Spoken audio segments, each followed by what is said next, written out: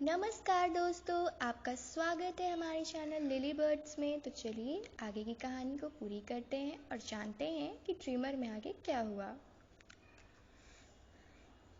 सनम भी काफ़ी एक्साइटेड थी और आखिर क्यों ना हो, उसे भी अहान के बारे में क्या कुछ नहीं सुना था। शाम को सनम और नैना घर आ गए और अगले दिन की पार्टी की तैयारियों में लग गए। सनम और नैना पार्टी के लिए तैयार होकर होटल पहुंचे। सनम काफ़ी एक्साइटेड थी। सनम तो सो ही नहीं पाई थी। पार्टी में सभी लोग काफ़ी सुंदर और स्टाइलिश लग रहे थे। सनम ने जैसा इमेजिन किया था, पार्टी उससे भी ज़्यादा सुंदर थी। वो तो रात भर सो ही नहीं पाई थी अपनी कहानियाँ बनाने के चक्कर में कि पार्टी कैसी होगी। पार्टी में सभी लोग काफ़ी स्टाइलिश लग रहे थे और वहीं दूसरी तरफ सनम, जो बिना मेकअप के और ज़्यादा महंगे कपड़ों में ना होने के बावजूद इतनी सुंदर लग रही थी। सब कुछ सही चल रहा था कि अचानक किसी ने सनम के पैरों को फंसा कर गिराने की कोशिश की और सनम को दो मजबूत बाहों ने पकड़ लिया। जब सनम ने आंखें खोली तो सामने एक राजकुमार जैसा दिखने वाला इंसान था। वो इतना स्मार्ट, डैशिंग, बिल्कुल हीरो जैसा लग रहा था। ये देखकर सब हैरान थे। वो और कोई नहीं, अहान था। सबकी नज़रें अहान पर थी और अहान की नज़रें सनम पर थी। वो उसे देखकर हैरान था, मानो वो उसे पहले से जानता हो। उसे यकीन नहीं हो रहा था कि सनम उसके सामने है। पार्टी में मिस्टर आर ओबरॉय आते हैं और वो अनाउंस करते हैं कि अब वो रिटायर होना चाहते हैं और वो अपना पावर ऑफ अटॉर्नी अपने बेटे अहान को देना चाहते हैं। वो अहान को नया बॉस डिक्लेयर कर देते हैं। सब कोई अपने घर चले जाते हैं। पार्टी ख़त्म हो जाती है। पार्टी ख़त्म होने के बाद अहान अपने कमरे में ये सोच रहा था। अहान को अभी तक यकीन नहीं हो रहा था कि वो सनम से आमना सामना हुआ था। उसे यकीन नहीं हो रहा था कि जिस लड़की को वो पागलों की तरह न जाने कहाँ कहाँ नहीं ढूंढा और वो यहीं थी, उसके शहर में। वहीं दूसरी ओर सनम घर में अपने बचपन के बारे में सोच रही थी। जब वो 5 साल की थी तब उसकी जान एक लड़के ने बचाई थी और फिर सनम ने उसे फ्लाई एंजल नाम दिया था। लड़के ने उससे फ्रेंडशिप की थी और जब वो जाने लगा तब सनम ने उसे रुकने को कहा था। उसने कहा था कि अगर किस्मत में मिलना लिखा होगा तो ज़रूर मिलेंगे, और उसे अपना फेवरेट चेन दे दिया जिसे सनम ने अभी तक पहन रखा है। अहान ने भी सनम को चेन से पहचाना। अगले दिन ऑफिस में सब लोग अहान का बेसब्री से इंतज़ार कर रहे थे।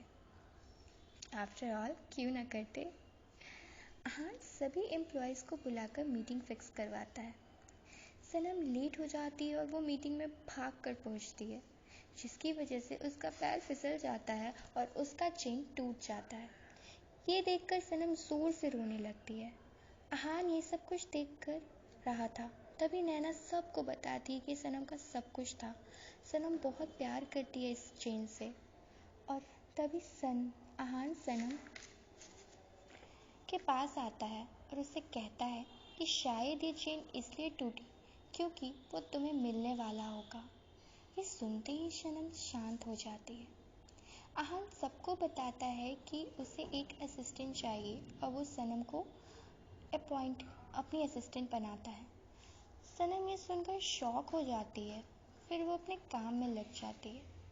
धीरे धीरे वक्त बीत जाता है और अहान और सनम एक दूसरे के क्लोज आते जाते हैं। इसी बीच अहान सनम एक प्रोजेक्ट को लेके बीच पर गए हुए थे। वहीं अहान उससे फ्लाई एंजल के बारे में पूछता है। सनम बताती है कि वो उसे कितना ढूंढ रही है। फिर वो लोग घर चले जाते हैं। देखते ही देखते 1 महीना बीत जाता है और अहान और सनम की नज़दीकियाँ बढ़ जाती हैं। इसी बीच अहान को सनम के नॉवेल के बारे में पता चलता है। आपको याद है, हमने पहले बताया था कि सनम को लिखना कितना पसंद है और वो राइटिंग में अपना करियर बनाना चाहती है। तो हाँ, सनम एक नॉवेल लिख रही थी। वो बताती है कि वो एक नॉवेल लिख रही है और वो उसे जल्द पूरा कर देगी। अहान उसे सनम को पब्लिश कराने के लिए बोलता है और तभी मिस्टर ओबरॉय ऑफिस में ये अनाउंस कर देते हैं कि वो अहान की शादी करवाना चाहते हैं और वो लड़का अहान की बेस्ट फ्रेंड आयशा है। ये सुनते ही सनम और अहान शॉक्ड हो जाते हैं। तभी सनम वहाँ से जाने लगती है। अहान सब कुछ सनम को बता देता है कि वही उसका फ्लाई एंजल है। अहान और सनम की शादी हो जाती है। अब आप पूछेंगे अहान और सनम की शादी कैसे होती है? तो उनकी शादी इसलिए होती है क्योंकि अहान जाकर बता देता है कि वो सनम से प्यार करता है, और ये बात जानने के बाद मिस्टर रॉबर्ट चाह कर भी उसकी शादी आयशा से नहीं करवा पाते। उसका नॉवल सुपर हिट करता है, वो एक फेमस राइटर बन जाती है, घर का कर्जा भी उतर जाता है, वो लोग खुशी खुशी रहने लगते हैं।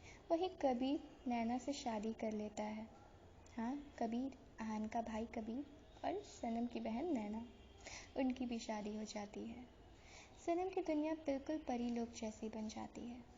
सनम ने जैसा सोचा था बिल्कुल वैसा ही उसकी कहानी की एक अच्छी हैप्पी एंडिंग हुई। पर ये अंत नहीं है, ये तो उसकी कहानी की एक नए चैप्टर की शुरुआत है। तो इसीलिए सपने देखना चाहिए, क्या पता वो सपने पूरे हो जाएं। सो थैंक यू दोस्तों, ये कहानी तो यहीं ख़त्म हुई। हम आपसे मिलेंगे एक और नई कहानी के साथ। तो आप बताइएगा आपको हमारी लिखी हुई कहानियाँ कैसी लग रही हैं, और प्लीज़ अपना फीडबैक ज़रूर दीजिएगा। तब तक के लिए आप हमारे चैनल को एंजॉय कीजिए।